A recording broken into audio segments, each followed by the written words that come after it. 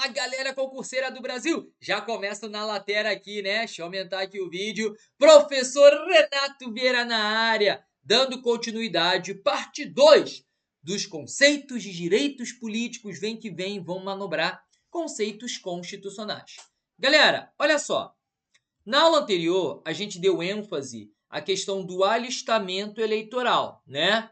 A gente viu que o alistamento existe a possibilidade de ser facultativo, ou ele é obrigatório, ou ele é proibido. Ou seja, casos de inalistáveis, que vimos que são dois. É isso? Os conscritos e os estrangeiros. Sempre lembrando da situação dos analfabetos, que eles não são inalistáveis, eles podem votar, só que o voto é facultativo, assim como é facultativo também para os que têm 16 anos até os 18 anos, ou seja, 16 ou mais e menos de 18, e os maiores de 70 anos.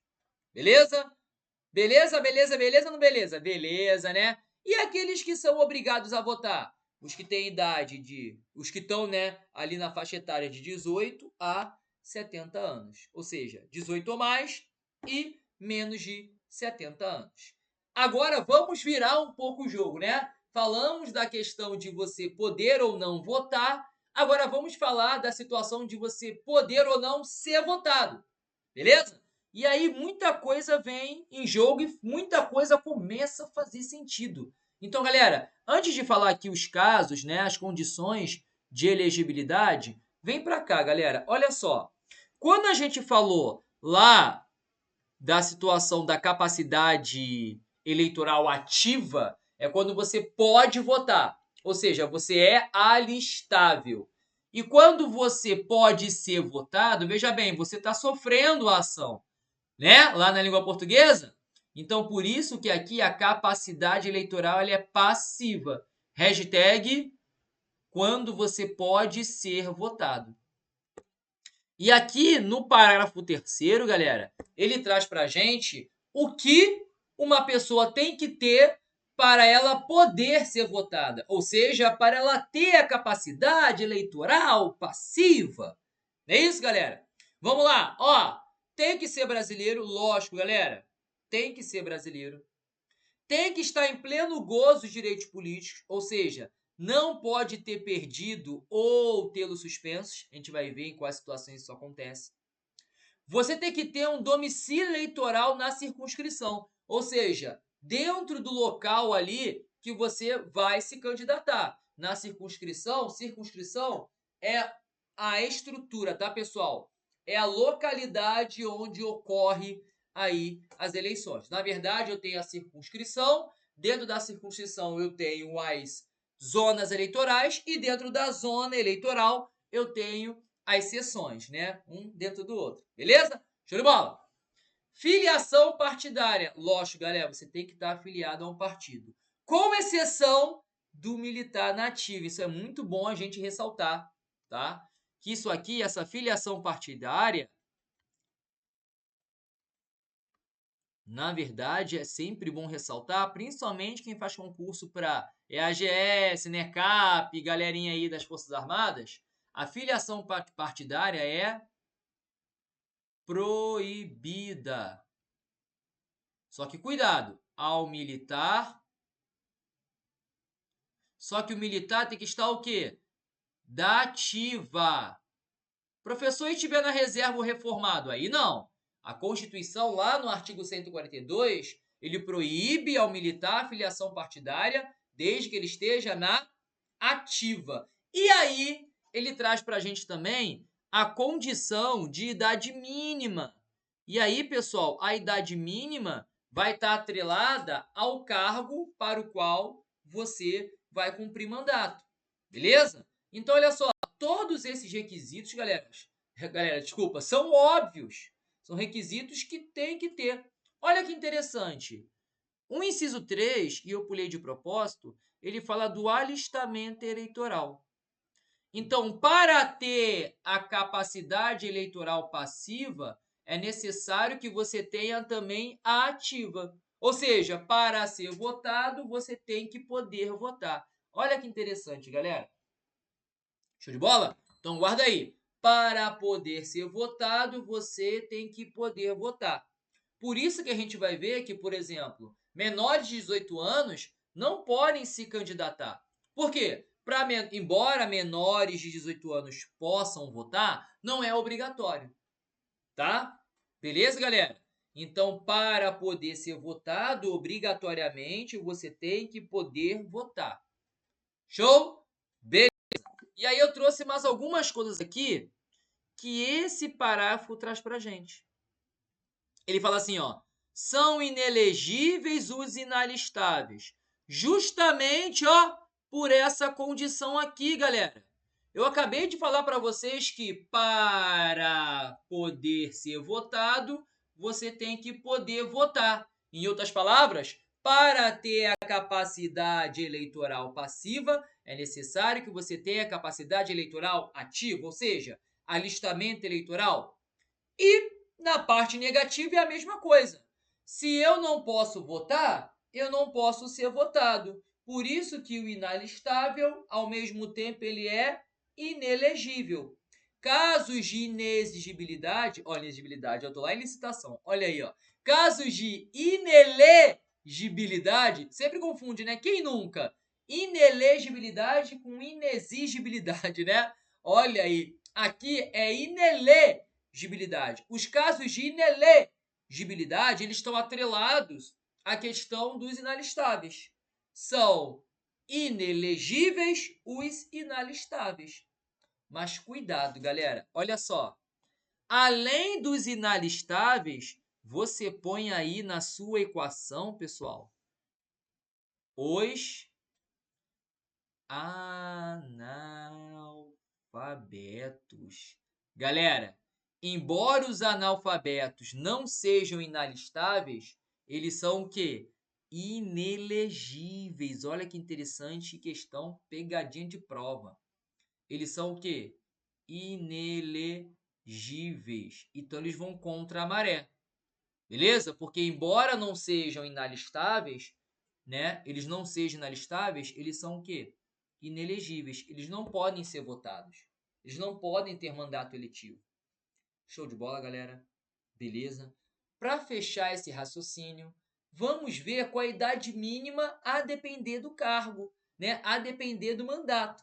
E aí eu fiz aqui um mapa mental só para isso, porque isso aqui não cai, pessoal. Isso aqui despenca em prova, né? E eu sempre falo nas minhas aulas, se quer saber a idade mínima para cada cargo eletivo, só ligar para mim, ó, tá curtindo Tretas com Prof? Então liga, 3530 2118, 3530 2118, idade mínima para cargo eletivo. Então vamos lá, galera, de baixo para cima. Ó, a idade mínima para você ter um mandato é com 18 anos. Só que com 18 você só pode ser vereador. A idade mínima para vereador, 18 anos. A idade mínima para deputados, seja ele federal, estadual, os prefeitos e juiz de paz, juiz que realiza a cerimônia de casamento, idade mínima de 21 anos. Para governador e somente governador, 30 anos. E para a República, como assim? Presidente da República e senador da República, 35 anos. Quem tem República no nome, 35. Presidente da República, logicamente que aqui também entra o vice, assim como no governador também entra o vice, no prefeito também entra, tá? Então aqui, ó, presidente da República, senador da República, governador, deputados, prefeitos, juiz de paz e vereador. Pessoal, lógico que aqui vigora o tal do quem pode mais, pode menos. Então, por exemplo, a idade mínima que eu tenho que ter para ter algum mandato eletivo é 18 anos e somente no cargo de vereador. Agora, se eu tenho a idade máxima 35 anos, eu posso ter qualquer cargo eletivo. Questão boa de prova, né? Qual a idade mínima para você ter acesso aos cargos eletivos? 18. E com qual idade você pode se candidatar, ser eleito e cumprir mandato em qualquer que seja o cargo eletivo? Com 35. Então, do mínimo ao máximo. Olha que maravilha. 3, 5, 30, 21, 18. 3, 5, 30, 21, 18. Tá aí, galera. Os casos de elegibilidade, levando em consideração a idade mínima. Se você não tem idade mínima para o cargo almejado, nesse cargo você vai ser inelegível. Então, por exemplo, se você tem até 34 anos e alguns meses, você é inelegível para o cargo de presidente da República e senador da República, e assim você faz para os outros cargos. Beleza, galera? Show de bola? Belezinha. Galera, olha só. Como é que funciona o alistamento, já que a gente falou, né? E a olha aí, ó, elegibilidade do militar. Depende. Por quê? Se contar menos de 10 anos ou se contar mais de 10 anos. Por que tem essa diferença? Porque, galera, para o militar, a estabilidade vem após 10 anos de efetivo exercício. Se você não é estável, logicamente que você não terá algumas regalias. Se você é estável, você terá. Só você pensar o seguinte: se não é estável, vai cumprir mandato? Vai se afastar da atividade. Se você não é, ou melhor, se você é estável, então só voltando para não confundir. Se você não é estável, se afasta, vai cumprir o mandato. Se você é estável, contou mais de 10 anos, você fica agregado ali, ó.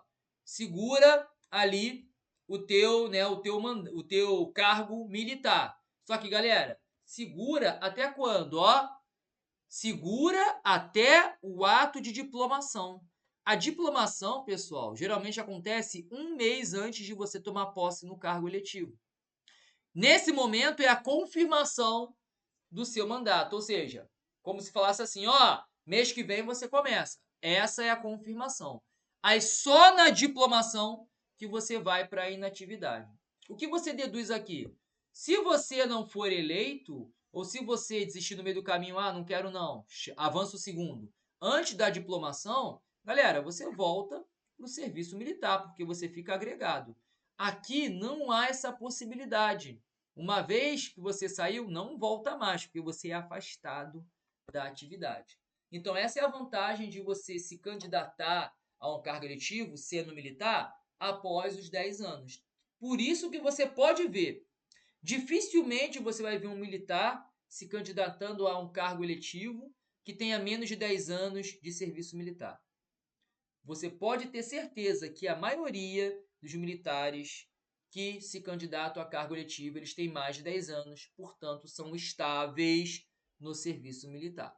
Belezinha? Então, a pegadinha aqui é que ele vai mudar. Ele vai botar o que é referente a mais de 10 anos em menos de 10 anos e vice-versa. Então, cuidado com isso, beleza? Quem tem menos tempo, menos de 10 anos, quem não é estável, não tem regalia. Quem é estável, já tem 10 anos, já tem a minha experiência, tem regalia. Quem não é estável, não fica agregado. É afastado direto da atividade. Quem já tem estabilidade militar, fica agregado até o momento da diplomação, que é a confirmação que você vai cumprir aquele mandato. E aí não tem jeito, você vai para a inatividade. Beleza? Para fechar aqui os pontos principais de direitos políticos, vamos falar, galera, dos casos de perda ou suspensão. A Constituição, ele trata de maneira, né, simultânea. Ele fala assim, ó, é vedada, cuidado, pessoal, olha só. Cassação de direitos políticos não existe no Brasil. Então, qualquer questão que venha falando de possibilidade de cassação de direitos políticos, você joga fora, tá? A possibilidade que há é você perder ou suspender. Mas você consegue ver que ele trata aqui de maneira conjunta? Ele fala, ó, cuja perda ou suspensão.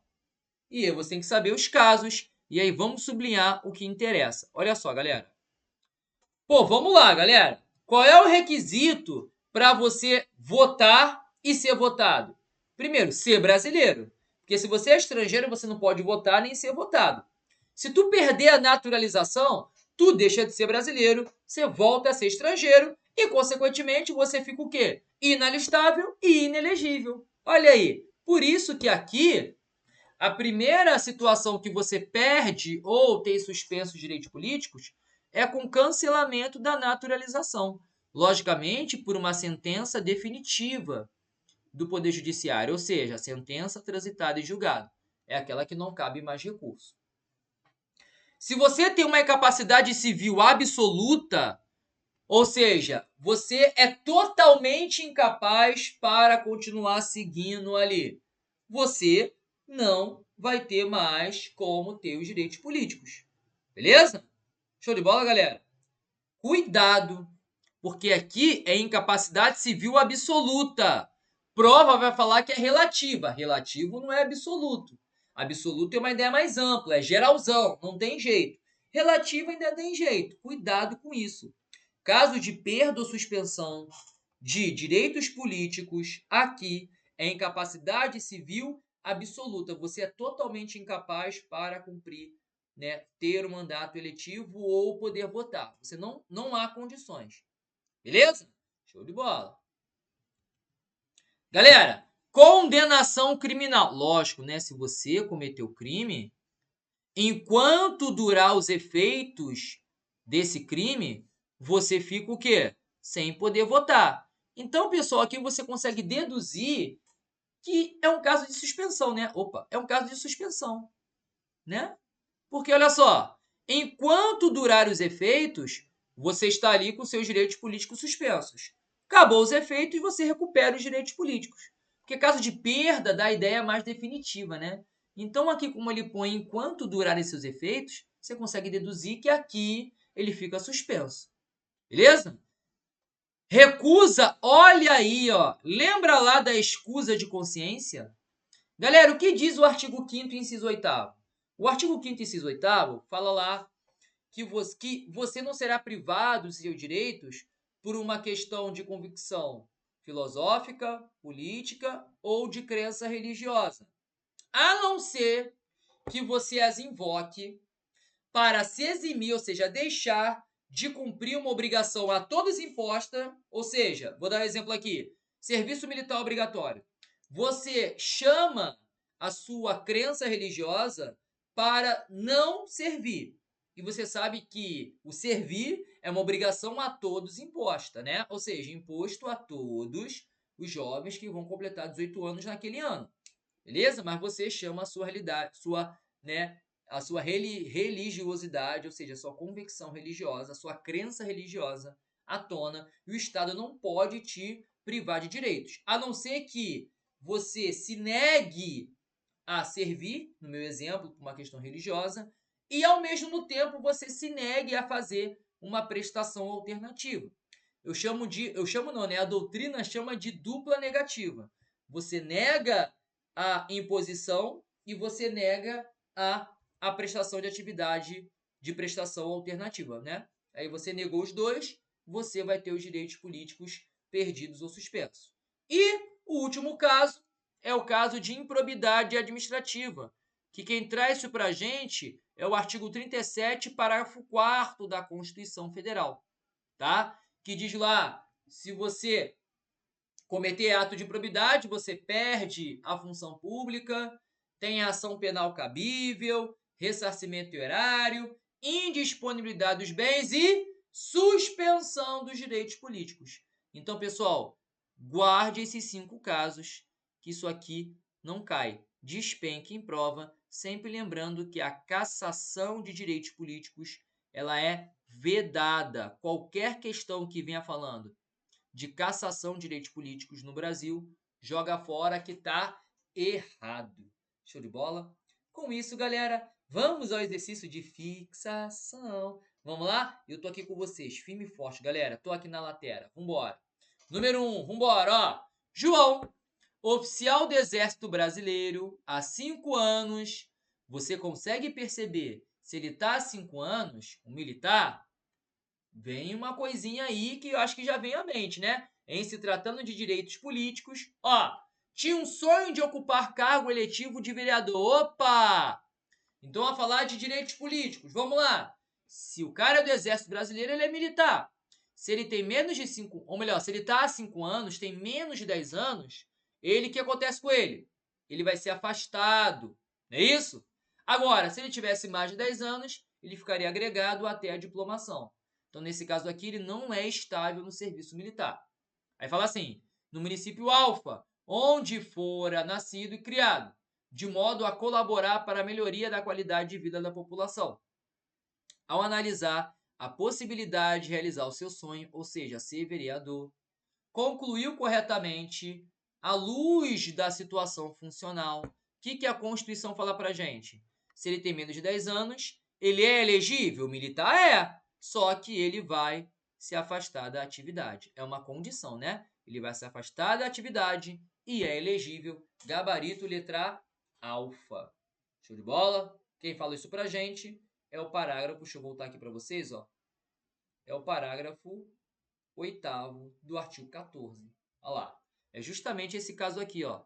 Se contar menos de 10 anos de serviço. Beleza? Então, gabarito alfa. 2. No que concerne aos direitos e às garantias fundamentais, bem como aos direitos políticos e às responsabilidades do presidente da República, julgue o item a seguir de acordo com a Constituição Federal e o entendimento do STF. Vamos lá. O alistamento eleitoral, poder votar, e o voto, está atrelado ao alistamento eleitoral, são obrigatórios para os brasileiros com idade entre 18 e 70 anos? Sim. Desde que não sejam analfabetos? Perfeito. Porque se for analfabeto, não é obrigatório, é o quê? Facultativo, gabarito certo. Beleza. É condição de elegibilidade, na forma da lei, idade mínima de 35 anos, 35 anos só para os república, né? Presidente da República e senador da República. Para o governador, não. Para o governador de estado, 30 anos e não 35, gabarito errado. Beleza? Olha a importância de saber o 35, 30, 21, 18. Olha aí, ó. Beleza? Vamos para cima, galera. 3. Pedro foi condenado por improbidade administrativa. Ana teve sua naturalização cancelada. Galera, se você não tem mais naturalização, não tem como você ter direitos políticos. Você perde os direitos políticos, concorda comigo? Agora, atos de improbidade, o artigo 37, parágrafo 4º, fala que uma das sanções é justamente o quê? Suspensão dos direitos políticos. Então, dito isso, Pedro terá seus direitos políticos suspensos, mas Ana perderá seus direitos políticos. Nunca cassados, porque não existe cassação de direitos políticos no Brasil. Aí ele fala assim, ó. Por sentença judicial transitada em julgado, ou seja, sentença definitiva. A partir dessa situação hipotética, assinale a opção correta com relação aos efeitos da condenação de Pedro e do cancelamento da naturalização de Ana no que se refere aos direitos políticos. Beleza? Vamos lá, galera. Cassação jamais, hein? Então a letra A tu já joga fora de cara. Haverá cassação? Jamais. Não precisa nem ler o resto. B. Haverá suspensão dos direitos políticos de Pedro? Sim, que é caso de improbidade. O artigo 37, parágrafo 4º, fala pra gente que uma das punições é justamente o quê? A suspensão dos direitos políticos. E se a Ana, no caso aqui, perdeu a naturalização, ela perde, consequentemente, os direitos políticos, porque uma das condições de você ser elegível é justamente o quê? Ter nacionalidade brasileira, e também uma das condições para você votar é ter nacionalidade brasileira, tendo em vista que se você é estrangeiro, você não pode votar nem ser votado. Ou seja, você não pode votar nem ser votado. Ou seja, você é inalistável e inelegível.